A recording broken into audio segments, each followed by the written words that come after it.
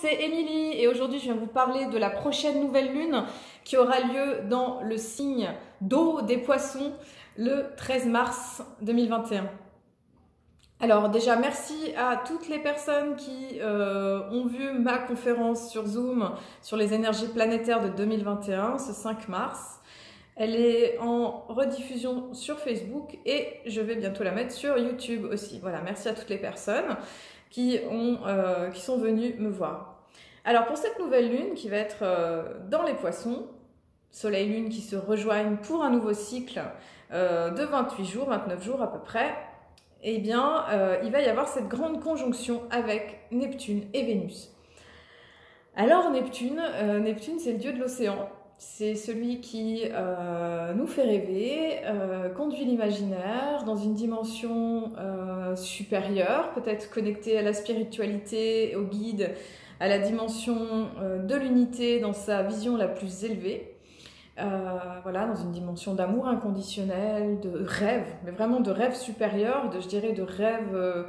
connecter son rêve personnel et connecter le rêve de l'humanité, hein, comme pourraient dire les aborigènes, qui parlent du grand rêve en fait de l'humanité, cette grande création en fait. Donc on est connecté avec cette nouvelle lune, donc tout ce cycle qui va arriver, toute cette lunaison avec ce signe des poissons.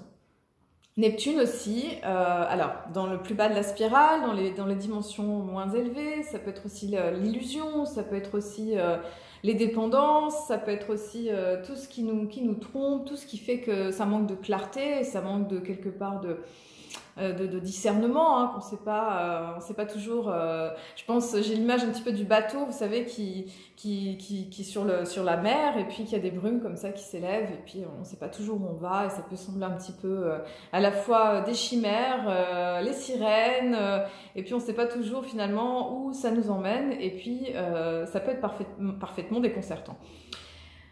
Je dirais que dans cette dimension, voilà, solilunaire avec Neptune dans les poissons, hein, Neptune en plus ça se trouve chez elle, hein, on a la chance de vivre cette position de Neptune, hein, la dernière fois c'était en 1848, c'était le courant des romantiques, hein, donc ça fait plus de 150 ans, même plus que ça, 170 ans. On a la chance en fait de découvrir une dimension de spiritualité en fait qui est complètement alignée avec la période qu'on est en train de vivre de transformation de la matière et de quelque part d'une grande révolution, hein, sur le plan de l'humanité, sur le plan de la vibration de la planète Terre tout simplement. Donc c'est une grande chance finalement d'aller connecter ça, et cette nouvelle lune, elle vient justement nous aider à connecter notre rêve personnel, notre mission d'âme quelque part, le paradis sur Terre aussi, le grand rêve de l'humanité dans sa dimension la plus haute, la plus belle. Surtout que Vénus, qui est rentrée dans le signe des poissons déjà depuis quelques semaines, va être conjointe avec Neptune en quasiment exact, hein, Vénus-Neptune. Alors Vénus et Neptune qui se rejoignent, qui se marient, c'est vraiment une dimension supérieure de rêve liée à la beauté, donc ça peut être en lien avec la beauté artistique, la beauté créative, l'inspiration musicale, l'inspiration de la poésie, tout ce qui va faire sublimer cette notion d'amour personnel, mais d'amour inconditionnel, d'être quelque part des canaux créatifs de la source divine. Voilà, c'est ça. C'est vraiment cette énergie féconde, parce que les poissons, ils sont deux, ils sont plusieurs. Il y a cette idée de fécondité de la vie. Là, il y a comme un espèce de bouillon de culture là qui est là, pour nous aider justement à faire émerger cette inspiration, cette étincelle divine à l'intérieur de nous, et quelque part de l'incarner, de faire descendre cette énergie, de la manifester sur la terre, de la rendre concrète, de la rêver, de la façonner. Je dirais que tout ça, c'est un peu le grand rêve qui est en train de se préparer, là, qui est en train de se rêver. Et après, au moment de l'équinoxe de printemps, c'est-à-dire dans le passage dans le signe du Bélier, il y a vraiment quelque chose après qui se manifeste dans l'énergie extérieure, dans l'énergie, on va dire, plus yang, hein, de la partie de l'année, qui est représentée par en tout cas la victoire de la lumière sur l'ombre, par le moment de l'équinoxe, c'est-à-dire équilibre entre jour et nuit, entre les forces de lumière et les forces d'ombre. Et là, c'est cette préparation, finalement, c'est cette préparation à cet équinoxe de printemps. Alors, il faut savoir aussi que le signe des poissons, comme je vous l'avais dit la dernière fois, c'est tout ce temps du carême, hein, tout ce qui prépare avant Pâques, ce temps quelque part d'un sacrifice, quelque part de rendre sacré quelque chose en mettant de la conscience, en offrant quelque chose, en donnant, en mettant dans cette donation à la vie. Et le poisson, il rend sacré justement parce que il fait les choses par inspiration, parce que voilà, il y a cette conscience que nous sommes tous et toutes des expressions finalement du divin qui s'expérimente au travers de nous, et que quelque part cela nous fait vivre cette loi universelle de que ta volonté soit faite, grand mystère, que les choses soient faites au travers de nous, au travers de moi, pour que ce qui est juste puisse se manifester. Au-delà de toute volonté humaine, de toute volonté de l'ego, même si ça va être important de coordonner les deux, de savoir utiliser justement cette énergie divine et quelque part travailler notre véhicule humain pour justement manifester ses visions, manifester ses rêves, pour créer cette nouvelle humanité, créer ce paradis sur Terre, cette nouvelle Terre, ce 5e monde, voilà, dont parlent les Mayas et les Amérindiens. Voilà, donc cette grande conjonction dans le signe des poissons, elle est juste extraordinaire. Je pense qu'elle va nous montrer nos rêves, nos capacités créatives, elle va nous inviter à chercher l'unité, la fusion à l'intérieur de nous, d'aller vraiment coordonner, unifier toutes nos parties à l'intérieur de nous pour trouver justement ce point d'assemblage, ce point d'unité supérieur qui fait qu'on est au service de la vie comme des instruments avec quelque chose de plus grand que soi. Voilà. Alors sinon, à heure de Paris, nous sommes ascendant Gémeaux, ça parle quand même d'un mouvement au niveau de l'énergie, ça parle de changement, ça parle d'innovation, ça parle de quelque part de communication, de relation, d'énergie qui est en mouvement. Alors aussi, on a Mars qui est passé dans le signe des Gémeaux le 4 mars et ça jusqu'au 24 avril. Donc on a ce passage, là Mars était dans le signe du Taureau là pendant de longues semaines, a fait ce passage dans ce signe. Alors ils ne sont pas toujours très compatibles Mars et le Taureau, hein, parce que le Taureau il aime bien prendre son temps, il aime bien agir d'une manière lente, constructive, ambitieuse, prendre le temps d'agir, voilà, de construire. Et là justement Mars en Gémeaux, quelque part elle se plaît plus dans le Gémeaux qui est un signe d'air, un signe de mobilité, un signe de mouvement, de communication.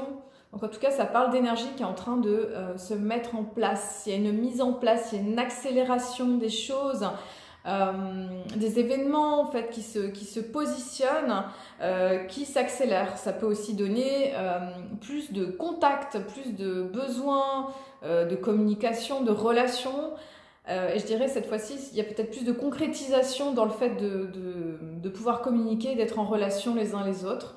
Malgré les circonstances de notre situation actuelle au niveau mondial et social, il pourrait y avoir justement des possibilités de relations qui soient plus, voilà, qui se mettent en place comme ça et puis que ça avance plus. En tout cas, c'est l'encouragement que je vous donne, en tout cas de pouvoir prendre soin de ces besoins de communication, de relations, de pouvoir les nourrir, de pouvoir les vivre, parce que cette énergie en Gémeaux va décupler justement ce besoin d'être en relation avec les autres.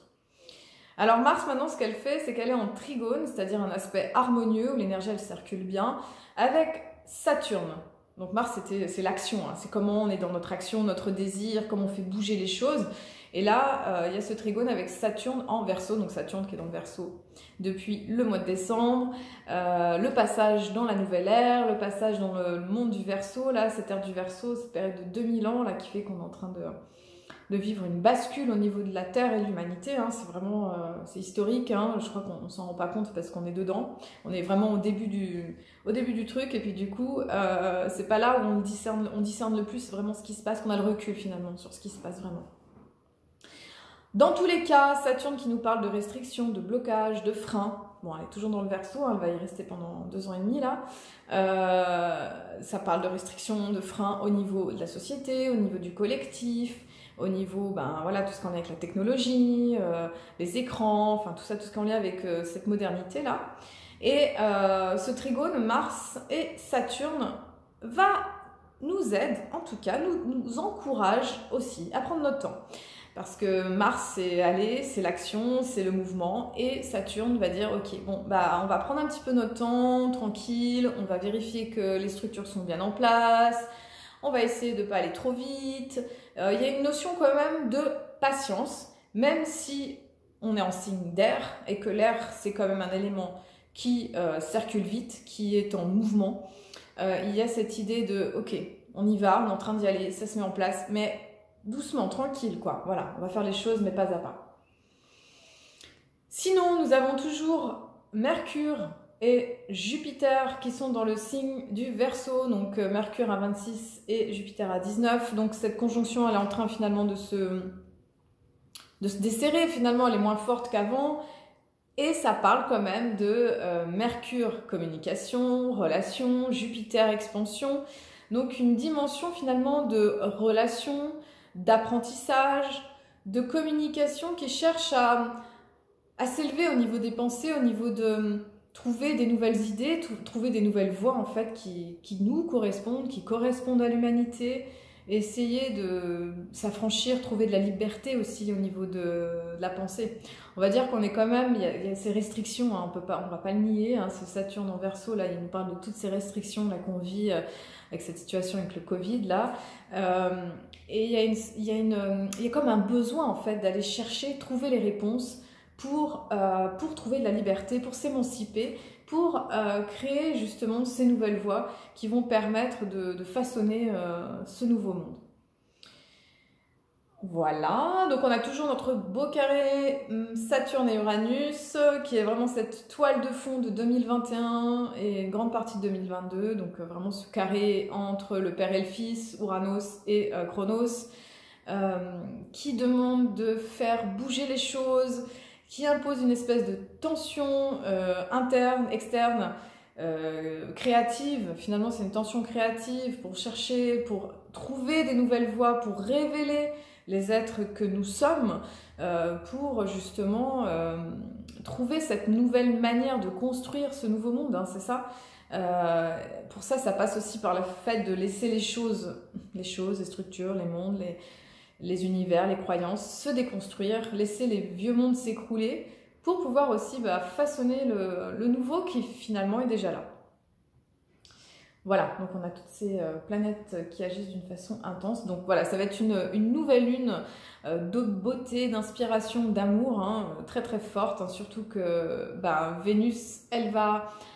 pendant toute cette période-là, environ encore pendant à peu près 2 mois, 1 mois et demi, il y a cette dimension d'amour, en fait, de conscience et d'amour, hein, qui sont reliés, qui se juxtaposent, qui sont ensemble. Alors, dans le calendrier Maya galactique, nous sommes toujours dans la lune, nous sommes dans la lune solaire du Jaguar depuis le 7 mars, donc le 7 mars c'était il n'y a pas très longtemps, donc, et jusqu'au 3 avril. La lune solaire, c'est la 9e. La 9e, c'est celle qui nous dit, bon, maintenant tu prends ton arc et tes flèches, et c'est dans quelle est ta cible, quel est ton but, qu'est-ce que tu veux vraiment. Et là, pour décocher ta flèche, eh bien, ça va te demander d'être centré, ça va te demander d'être focus, savoir ce que tu veux, et pour ça, après, lancer ton intention dans ce que tu veux voir manifester. Donc la lune solaire, elle vient justement, après tout ce travail qui a été fait de toute l'année, hein, parce que le nouvel an Maya, entre guillemets, il se fait le 26 juillet de chaque année, et on est rentré le 26 juillet 2020, dans l'année de la tempête bleue lunaire, qui nous invite à aller chercher justement ces polarités pour les transformer, transmuter, catalyser l'énergie pour faire un gros changement, hein, parce que c'est ce qu'on est en train de vivre sur le plan de l'humanité, là, ce gros changement. Et en fait, ça vient nous rappeler un petit peu nos intentions de cette nouvelle année Maya pour justement créer ce qui pour nous a du sens et ce qui a vraiment de l'importance. Alors, cette lune du jaguar, donc c'est relié au jaguar, qui est un animal très prisé dans la culture maya. Donc, le Le jaguar, c'est le chaman, quelque part, c'est celui qui se déplace entre les mondes. Il a cette capacité de réceptivité aussi. Et en tout cas, il nous demande d'aligner notre volonté personnelle avec notre intégrité. Et comme je vous disais tout à l'heure, c'est aussi plus aligner cette volonté, entre guillemets, du divin, en fait, de ce qui doit être, de ce qui est juste. Donc, en fait, de façonner tous ces plans-là pour arriver justement à cette action inspirée, cette action juste, pour que se manifestent les choses dans une intention claire. Voilà. Et en tout cas, ça nous parle de changement de direction, ça nous parle d'impulsion, ça nous parle de mouvement. Hein, on est vraiment dans un temps de mouvement. On est juste avant le printemps aussi, hein, donc forcément ça bouge. Et on a eu le retour, enfin on est dans le retour du porteur de l'année, c'est-à-dire l'onde de la tempête bleue, hein, vu que c'est notre année. La tempête du 3 mars au 15, c'est cette invitation à aller faire bouger tout ce qui nous encombre, tout ce qui nous rend dépendants, tout ce qui nous relie au passé, toutes ces choses qui peuvent encore faire entrave à la pleine libération de qui nous sommes, de l'être magnifique qu'on peut être. Voilà, la tempête, elle va venir souffler, elle va venir balayer avec la pluie, elle va amener le feu de l'éclair pour que justement ce feu divin de l'esprit puisse descendre et vienne s'incarner. Mais pour ça, ça va faire bouger, ça va faire pousser les murs des fois. Et du coup, ça va peut-être faire remonter des choses pas toujours évidentes et agréables. Ça peut être un peu, des fois, brassant. Et en même temps, plus on est centré, plus on est posé, plus on est ancré, mieux ça va, entre guillemets, avec cette énergie qui est quand même particulièrement intense de la tempête bleue, porteur de l'année. Ensuite, on va arriver à l'onde de l'humain du 16 mars au 29 mars. Donc, une fois qu'il y a eu le gros balayage qui a été fait là par la tempête, ça y est, on va dire qu'il y a le soleil qui revient. Le soleil en tout cas de nos intentions, parce que l'humain, dans toute la création, c'est l'être qui a la capacité du libre arbitre, de faire des choix en conscience. Par rapport aux animaux qui sont régis par l'instinct, par l'impulsion, voilà, des forces de vie comme ça, là. L'humain, lui, nous, là, c'est pas évident parce qu'on est en train de faire un gros passage, les humains, c'est-à-dire comment on aligne nos choix en fonction de notre volonté, de notre intégrité, de quelque chose de supérieur qui nous est demandé.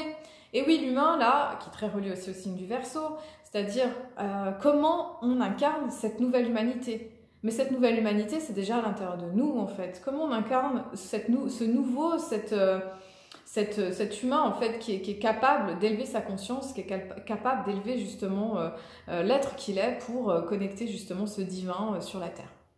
Voilà, bah écoutez, je vous souhaite une belle nouvelle lune avec beaucoup de douceur et d'amour et d'une dimension de rêve là qui vient nourrir justement cette beauté infinie de la vie. Et je vous dis à très bientôt et merci à vous. À bientôt.